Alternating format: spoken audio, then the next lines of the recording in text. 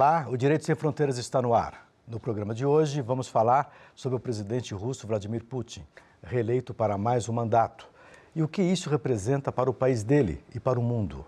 No poder há 19 anos, ora na presidência, ora como primeiro-ministro, o ex-agente da KGB é um dos principais protagonistas da política internacional. Vamos saber um pouco mais sobre ele. Vladimir Putin chegou ao poder em 1999, quando o então presidente Boris Yeltsin renunciou. Seu governo fez reformas políticas e econômicas, resgatou o nacionalismo russo, foi implacável com inimigos internos e falou grosso com adversários históricos nos Estados Unidos e na Europa, além de se meter em brigas por territórios. É popular na Rússia e teria tudo para projetar ainda mais a imagem como líder do país sede da Copa do Mundo de futebol, não fossem as crises diplomáticas recentes, especialmente com a Inglaterra. É um grande personagem da história contemporânea. Para debater sobre essa personalidade tão interessante quanto controversa, convidamos o cientista político Paulo Afonso Francisco de Carvalho e o advogado e professor de Direito Internacional Rafael Oliveira. Agradeço aos dois pela presença aqui no nosso programa. Vamos começar pelo caso mais recente, pelo caso do envenenamento do ex-agente duplo Sergei Skripal, em Londres. Inicialmente, a Inglaterra jogou pesado, disse que era culpa do governo russo. Como é que o senhor analisou isso daí? Olha, a gente tem que pensar, a gente tem que ter muito cuidado quando você tem um incidente diplomático nesse nível. Esse incidente diplomático ele pode ser gerado eventualmente quando houver alguma ruptura, alguma rusga nas relações internacionais desses estados. Isso é muito complicado porque dentro de um cenário geopolítico hoje, dentro de um cenário que nós temos de relações entre os estados, você tem todo um cuidado ao afirmar alguma situação ou a definir alguma atitude que aquele Estado que está ali representado... Mas o senhor acha que houve assim, uma certa pressa nessa afirmação? Olha, na verdade, não é nem que houve uma certa pressa. A minha preocupação como estudioso das relações internacionais é nesse sentido, é de que cada Estado tem que tomar um pouco de cuidado. Eu acredito que a situação ela é grave, a situação ela merece uma atenção muito especial, mas eu acredito que os estados, no momento da acusação, no momento de uma afirmação mais grave, eles têm que ter um pouco de parcimônia na hora de afirmar que um estado é culpado por um ato, principalmente quando foi realizado dentro do seu território. Não houve parcimônia. Parece que expulsaram boa parte do corpo diplomático que trabalhava na Inglaterra, especialmente em Londres. Vamos tentar resgatar um pouquinho essa história. O que é que aconteceu de fato? O Skripal, ele foi trocado, né? Ele era um espião duplo. Ele foi trocado por alguns agentes também, há algum tempo, e estava na Inglaterra. Formalmente, ele trabalhava como consultor, né, do serviço de espionagem inglês. E, enfim, a filha dele é russa, ela tem passaporte russo e estava visitando quando aconteceu esse incidente. Há diversas histórias sobre esse caso. O que foi usado exatamente? Eles chamam em Rússia Novichok. Novichok é um novato, né? Em algum momento deve ter sido um tipo de reagente, um agente químico que deveria ter sido novidade no meio, né? Enfim, de formulação de reações, de produtos químicos, etc. E ele agiu, não é, sobre essas duas pessoas, o pai e a filha, de maneira parcial. Parece que eles inalaram esse gás e houve uma reação. Aparentemente sim, porque ninguém tem acesso a eles, né? A parte russa nunca teve acesso a eles. Até hoje, ninguém disse que os russos são culpados, não há 100% de garantia, como no caso da eleição americana e outras coisas também, que há uma pressa muito grande de culpar a Rússia, não é? E depois verificar o que, de fato, aconteceu. Agora, o problema é o seguinte, é muito estranho isso, né? Nos fenômenos políticos é preciso procurar o que está por trás, né? E não o que aparenta ser. O que o senhor acha que está por trás?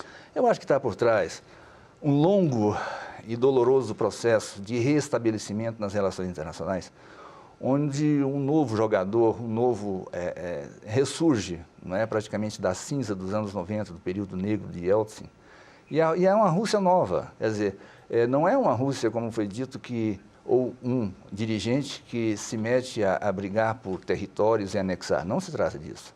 Isso foi uma grande tragédia, a maior tragédia, como ele próprio disse, do século XX, foi quando do dia para a noite 30 milhões de pessoas se viram no exterior e discriminados, não é? Quer dizer...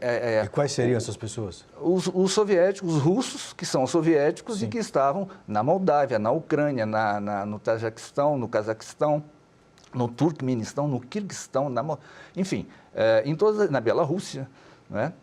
Porque tirando as 3 repúblicas eslavas, a Rússia, a Bielorrússia e a Ucrânia, né? Tem a Ásia Central, enfim. Então, quer dizer, é um problema sério para Mas o que está por trás disso exatamente? Que então, eu acho o seguinte, eu acho que a Rússia mudou muito. É uma coisa que se chama de nova Rússia, né, com a ascensão de Vladimir Putin. Ela se restabeleceu no cenário internacional como um jogador importante, né, no cenário. Ele foi inicialmente favorecido pelo preço do petróleo, depois houve, mas mesmo assim a renda per capita aumentou. Bem objetiva, o mundo desconfia do Vladimir Putin? Há uma desconfiança em relação à forma que ele administra o país e até a forma com que ele foi eleito agora, com quase 80%, ou mais de 80% de aprovação? Há uma suspeita de fraude nessa eleição? Há uma desconfiança nisso? Eu acho que assim, o mundo não suspeita, porque a imprensa internacional, ou parte da imprensa, enfim, que domina, né, e que impõe pautas na agenda internacional e que coloca coisas que nunca existiram. Por exemplo, do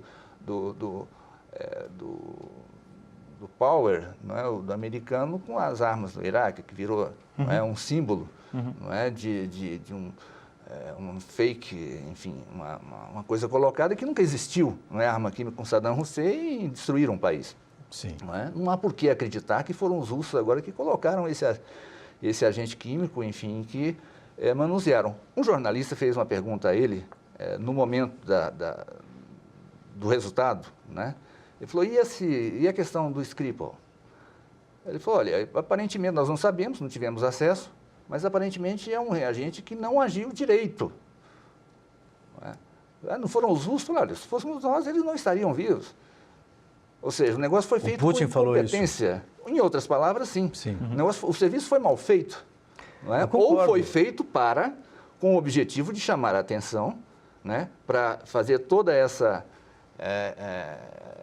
esse teatro na arena internacional, porque isso é uma das frentes contra a Rússia hoje. O senhor acha que o Serviço Secreto Britânico teria interesse... Eu só vou desviar um pouquinho a conversa para cá, depois a gente volta com o senhor. Tá. O Serviço Secreto Britânico teria interesse em promover esta confusão, essa contra-informação no cenário mundial? Olha, veja bem, é isso que a gente tem que sempre analisar. Eu sempre vejo o lado da ciência política e tento observar do lado das relações internacionais. Elas sempre andam lado a lado. O que me preocupa realmente, dentro desse cenário todo, é que o Skripal era um agente duplo. Essa já é a primeira questão, já é a primeira fumaça que há por trás disso. Então você tem aí toda uma necessidade e uma relevância de se tentar resolver um problema. Há um problema de um agente que trabalha para 2 governos, há um problema que um agente trabalha para 2 estados, e esse problema não era só da Rússia. Esse problema passou a se tornar também um problema do Reino Unido. Então você tem uma problemática que ela é muito complicada, principalmente dentro dessa questão de inteligência, de troca de informações. Agora, dentro de um cenário, como eu falei, né, dentro de um cenário de relações internacionais, a gente sempre tem que tomar cuidado em determinados atos, porque esses atos são atos de governo, são atos de Estado. É o segundo caso de ataque a espião russo em Londres. O outro morreu, né? Exatamente. O outro morreu. É um pouco de coincidência nisso, né? Vamos falar um pouquinho da expulsão dos diplomatas, né? Corpo diplomático. Vários países, não só o Reino Unido, países europeus, os Estados Unidos também participaram disso. Um total aproximado de 120 diplomatas russos expulsos de 20 países, incluindo os Estados Unidos. Que leitura você faz disso? Olha, dentro desse cenário de relações internacionais, as rupturas das relações diplomáticas, elas são o último, é o extremo até você chegar a uma solução de controvérsia não pacífica. Né? Então ele... Uma guerra, quer dizer. Exatamente. Na verdade, as relações diplomáticas, o que acontece? Né? Não estou falando que vai haver uma guerra. Na verdade, dentro de um cenário de direito internacional, dentro de um cenário de relações internacionais, você tem que as relações diplomáticas, elas têm um limite. Né? Então, a expulsão de diplomatas de um determinado Estado, né, que nós denominamos estados acreditantes e estados acreditados. Né? Estados acreditantes são aqueles que recebem, estados acreditados são aqueles que enviam. E esses estados acreditantes, tanto os estados acreditantes quanto os acreditados, no caso, salvo engano, são 23 hoje, ao todo, que expulsaram os 120 ao todo, né? Os 120 diplomatas russos. Na verdade, eles estão demonstrando o quê? Olha, nós temos uma intenção de romper relações diplomáticas com você. Não é ainda o rompimento, mas na verdade, o momento em que você torna esses diplomatas persona non grata dentro do seu Estado, você está, na verdade, chegando a um ponto em que há uma ruptura. O fato do presidente Putin ter sido, e quem foi da KGB nunca deixa de ser, isso favorece o comportamento mais, digamos assim, mais sutil nas operações de inteligência, nas operações do serviço secreto. Isso estimula, teria talvez uma pegada mais de serviço secreto que outros presidentes hoje? Eu acho que não foi a KGB que chegou ao governo, mas foram todos que estão, né, dentro do aparato de força, né, então se chama de silaviki, que vem as Forças Armadas, a KGB e todo o aparato. Né, por isso se chama de democracia administrada, é um tipo de democracia controlada. Né, quer dizer, não é o tipo de democracia liberal, aparenta ser, né, onde também acaba como farsa no Ocidente, com diversas regras que nós não temos. Por exemplo, ele tem total domínio sobre a mídia. Aqui também, poucas famílias têm total domínio sobre a mídia. Né? Quer dizer, mas o controle social, né, o controle, enfim, foi feito através... A escolha foi feita para sair do caos que estava no governo Yeltsin, né, de uma orquestração entre esses componentes dessas áreas. Existe algum limite para que ele continue sendo reeleito ou não? Não, ele pode ser 2 mandatos e depois ele tem que sair, né? Ele pelo menos um mandato. Foi o tampão Medvedev. Né? Porque na Constituição russa tem a previsão exatamente dessa, né? Que você só pode ser presidente por 3 mandatos. 2 mandatos. No máximo 2 mandatos, né? E aí foi exatamente quando ele convida o Medvedev assume e ele vira primeiro-ministro a partir daí. A gente vai fazer uma rápida pausa, o assunto está bom. A gente volta daqui a pouquinho. Voltamos já, não vai embora.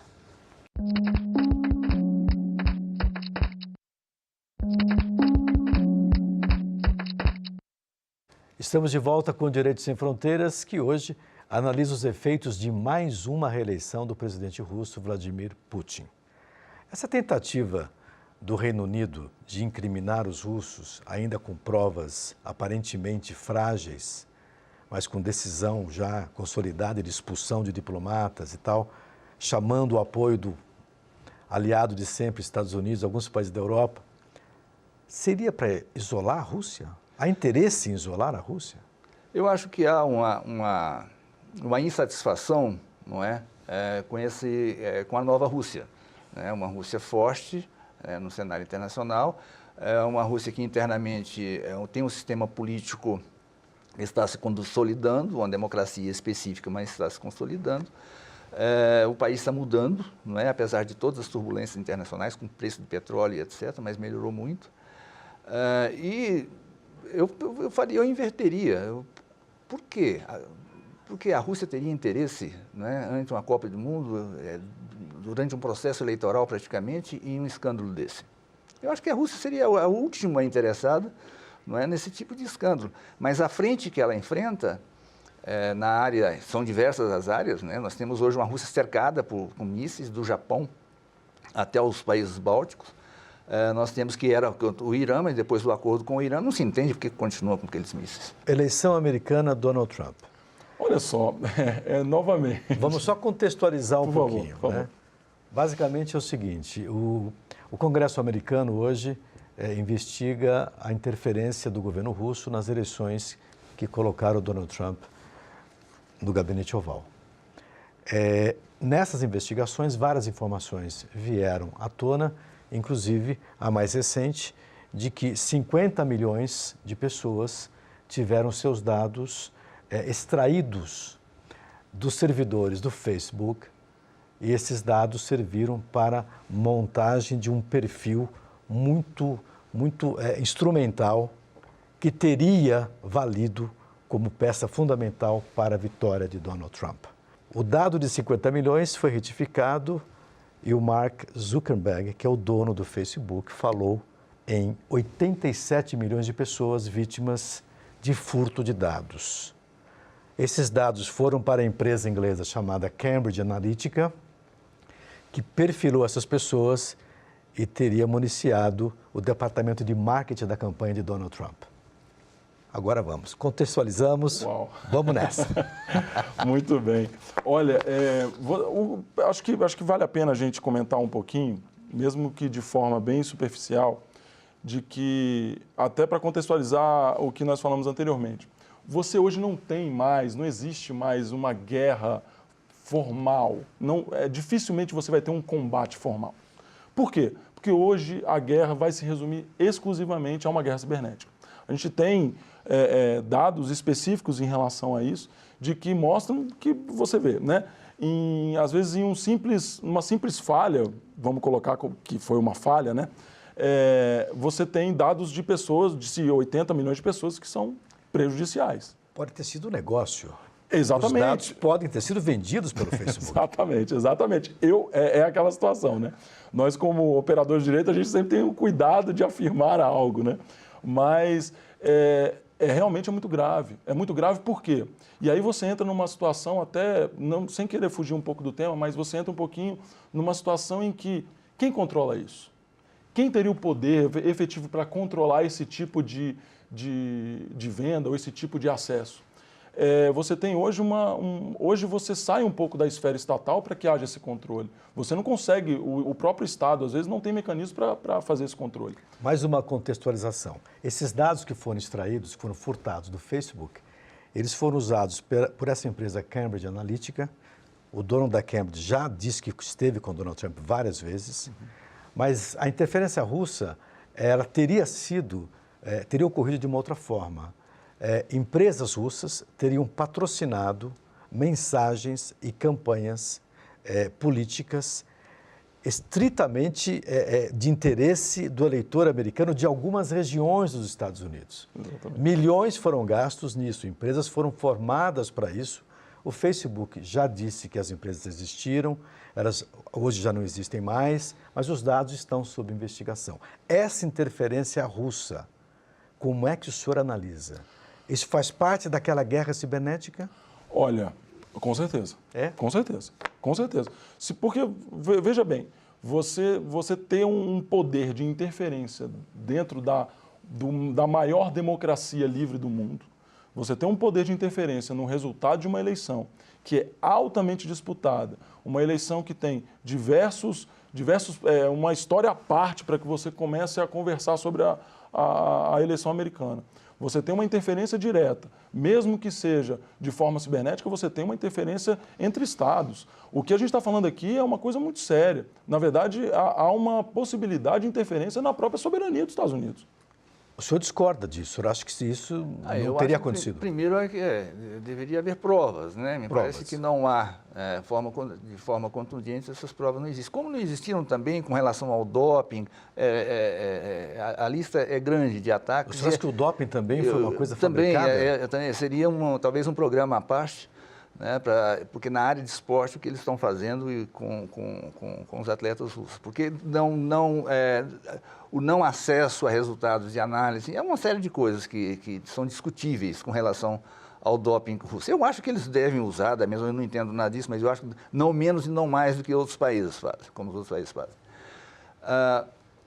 Com relação aos Estados Unidos, eu acho que se não há provas contundentes, provas concretas, né, o fato de empresas colocarem propaganda aqui ou ali, não sei se isso é suficiente para todo esse escândalo que está sendo colocado. Eu acho que está mais escondendo a incompetência dos democratas ganhar a eleição. Eu pergunto ao senhor uma coisa. Que interesse uma empresa russa, uma fazenda russa, uma das empresas era uma fazenda. Que interesse uma fazenda russa teria em bancar uma campanha que favorecesse os princípios republicanos numa eleição americana? Não sei. Não sei o que é uma fazenda, até porque Era uma a exportação... Não, tudo bem, eu entendi. Eu não sei o que uma fazenda faria com isso, né, com esse resultado, se ela for de fato uma fazenda, como você está dizendo que então é. Os problemas são demasiado sérios, né? A nova estratégia de bomba nuclear de menor tamanho, com limitação territorial, a nova arma russa, não é, que é absolutamente indetectável, ela pode vir pelo Polo Norte, pelo Polo Sul, enfim, tudo isso gera um cenário de variáveis múltiplas, não é, que deve ser analisado. Apesar de todo esse ataque... O mais fácil é a condenação, não é? O atacar, né? O ataque. Apesar de todo esse ataque contra a reputação do Vladimir Putin, justificável ou não, nós estamos aqui julgando, estamos comentando, ele ainda se mantém popular na Rússia, né? Até mesmo aquela região da Crimeia ali, que houve uma invasão e tal, eles exigiram que a Rússia tomasse conta do país, né? E lá a votação chegou, acho que a 90%. Sim. Né? Eles votaram... Sim, Sevastopol, que é a cidade forte, foi 92%. Como é que o senhor explica esse fenômeno? É fácil, 90%. Nacionalismo? Mais de 90%. O problema é que a Ucrânia nunca existiu como Estado, é um proto-Estado.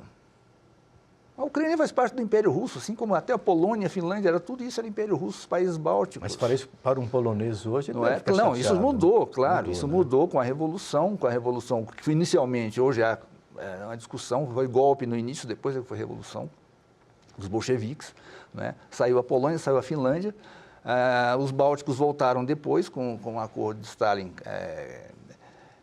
enfim, com o que ocorreu no pós-guerra.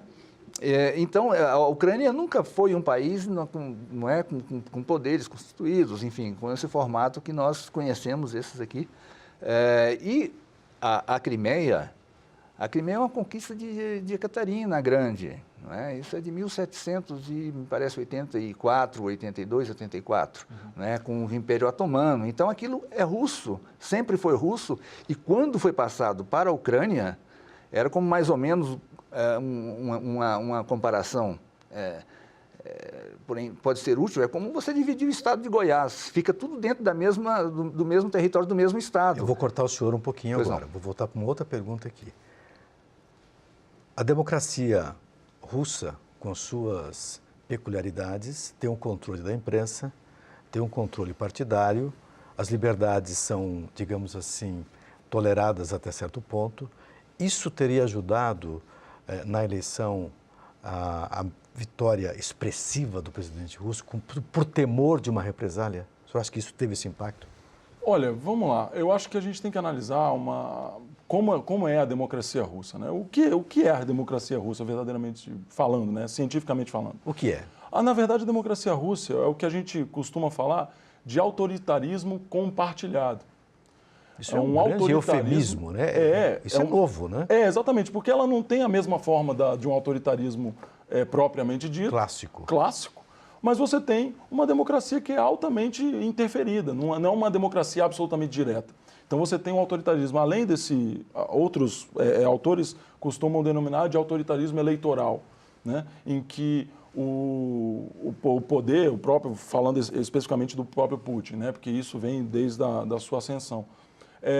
Tem um controle absoluto de alguns órgãos e de alguns órgãos estatais e de alguns órgãos até particulares, né? Você tem um controle da mídia específico, você tem toda uma pré-determinação para que isso aconteça. Isso aí lembra um pouquinho aquela tese monárquica do absolutismo esclarecido. Né? Exatamente, exatamente. É um próximo. Upgrade, né? É um upgrade, porque você tem uma situação que é muito atípica.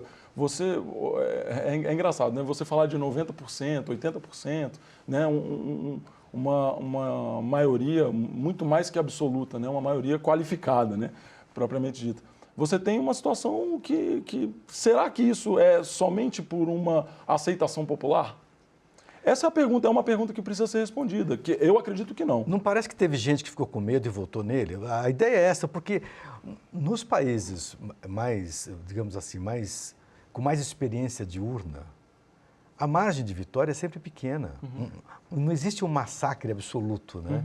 É quase como... É por uma cabeça, né? Usando uma linguagem de Turf, né? Exatamente. Mas 4, 5 pontos percentuais. Não, mas... É isso que, na verdade, liga a nossa atenção, né? É claro que a gente também está sujeito a ter diversas teorias da conspiração. Na verdade, você tem aí um conjunto. Mas é muito sério o que acontece na Rússia, não é uma coisa qualquer. Eu também não estou aqui para fazer juízo de valor, né, sobre um Estado soberano. Ele é um Estado soberano, os seus assuntos internos dizem respeito exclusivamente à população russa. Né?